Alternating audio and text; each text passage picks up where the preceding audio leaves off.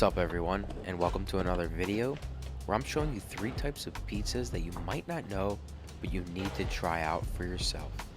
And I'm using normal Neapolitan pizza dough that's 280 grams each, and the first pie we're making is a classic pizza Tonda Romana. And in Rome they actually use 180 gram dough balls. So right here I'm taking out 100 grams for my 280 gram Neapolitan dough recipe. And this style of pizza does not have a crust, it's all flat, and actually some pizzerias use a rolling pin to keep it as flat as possible with no bubbles. But right here I pressed it out all the way to the crust, and I'm using this technique where I'm gliding my hands side to side, turning the pizza and allowing gravity to pull it naturally.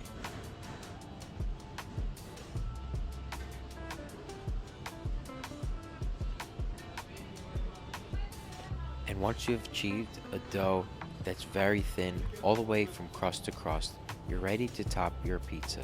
And what they do is they spread the tomato sauce all the way to the outer crust. They really don't like any cornicione at all.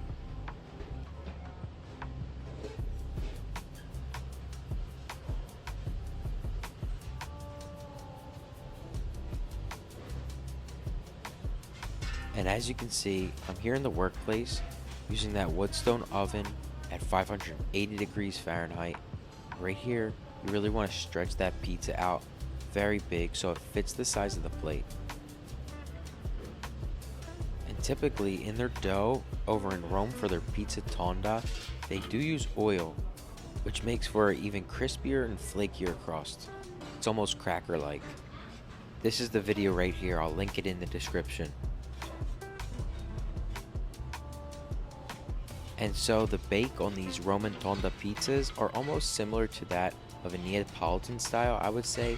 The only difference is maybe they dry the Roman style out a little bit more instead of that soggy Neapolitan like pizza. So right here I'm getting it nice and crispy on the bottom and the top, and making sure that crust, that little thin edge, has a nice little char. Now you need to try the style of pizza because it's thin crust, nice and crispy. This is a personal sized pizza. It's way less than that of a Neapolitan, so therefore you could eat it by yourself.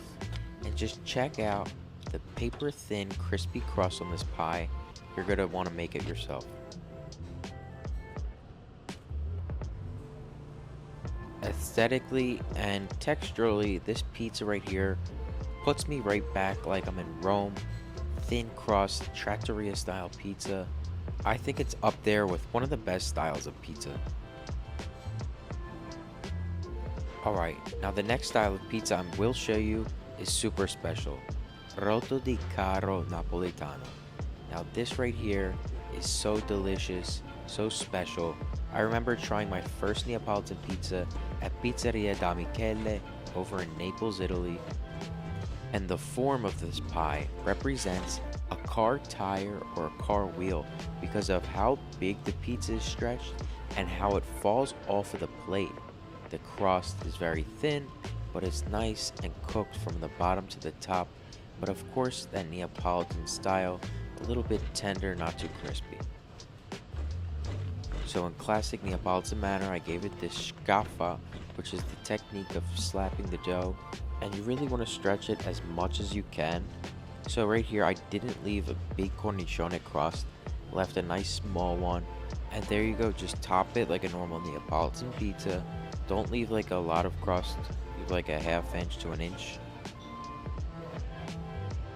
But let me say that this pizza is the classic Neapolitan pizza. Like, I'm sure if you would ask a lot of the people there, they love seeing this pizza. For me, I absolutely love it because it's huge, thin crust. It's probably easier to eat, like you don't have all of that cornicione, and honestly they eat it with a fork and knife. They don't even cut the pizza over in Italy. And for size, there you go, I have a pizza plate and it's hanging off. It's gonna be way bigger.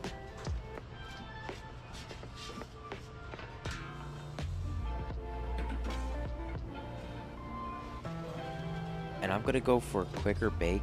So let's just say if that Roman style pizza took 1 minute and 40 seconds, this Neapolitan style will only take maybe 10 to 20 seconds less.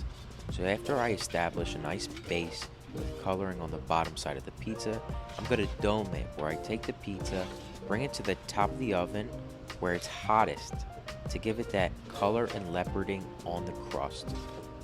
And as soon as both the bottom side of the pizza, the top crust, and the cheese all color and melt together, the pizza will be perfectly cooked.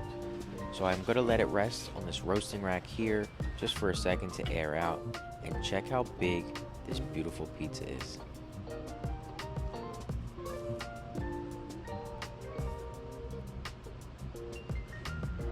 Now guys, I'm dying to do a Routa di Carro style pizza at home, but it's super hard because of how big this pie is, you know? Can't even fit inside my oven. So I'm only cutting this pizza to show you the texture of the slice. So the crust is nice and fermented, and then the inside is, you know, not too soggy, but still a little soft, because the Italians like the pizza a little bit softer and more digestible. And there you have it, pizza Routa di Carro.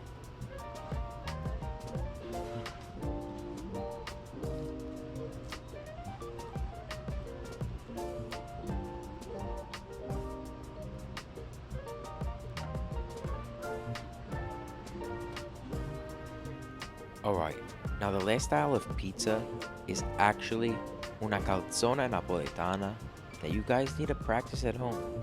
So within pizza making, there's actually calzones as well, which is a stuffed pizza, and typically in Naples, they have one classic way of making the calzone. So I'm using a normal 280 size gram dough ball. If you want, you can trim it off, maybe about 50 to 60 grams, but right here, I pressed out the outer part first and left that thick part in the center, because you are going to put all of your toppings in the center and then fold it over itself.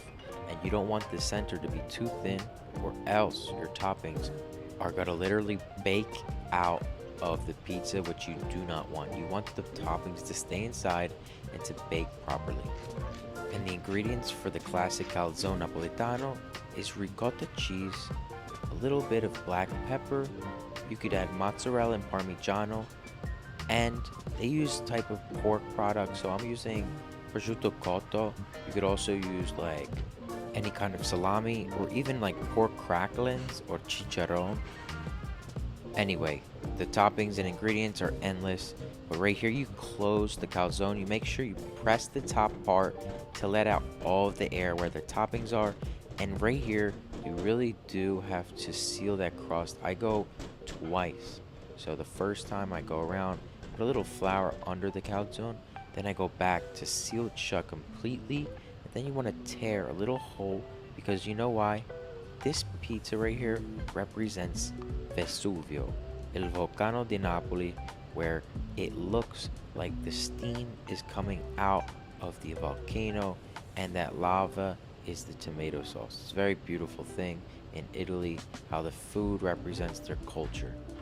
And yes, on top of the calzone, they do put ingredients. It's because it makes it a little bit more tastier, and it doesn't burn easily.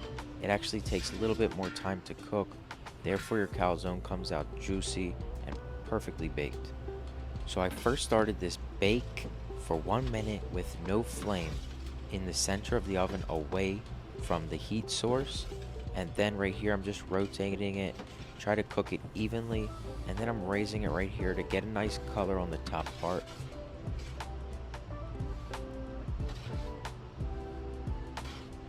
And now, as you can see, I'm bringing the calzone toward the mouth of the oven, where it's a gentle heat, but it browns nice and evenly to cook it and finish it. And you really want to ensure that the ingredients inside are melted and completely cooked through, as the top is perfectly baked. And voila, here is your creation. It's something so rustic, beautiful, and artisanal looking. To make this flavorful Italian style pizza pocket, oh my gosh, it makes me hungry. My American side of me right now is telling me like a little bit of hot honey and parmigiano on top right here. But there you go, guys. Three styles of pizza you need to try for yourself at home. And I hope you learned something. So thanks for watching, and I'll see you in the next video.